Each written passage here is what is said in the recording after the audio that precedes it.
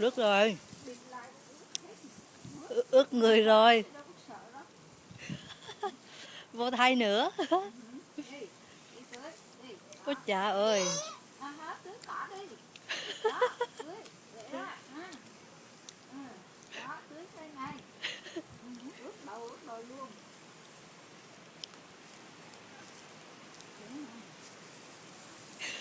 Hè này nó phá đi chiếc ta luôn.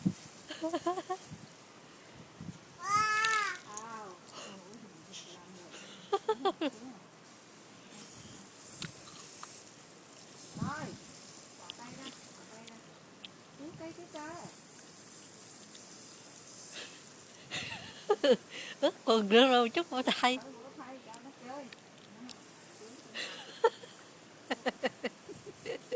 Ôi trời ơi. Đi đi đi đi đi. Trời, ướt đầu ướt cổ hết rồi. Là thích chứ hả? Wow. Đây. Ra ra xíu đây, nội mới trong nước. Ôi lạnh lạnh.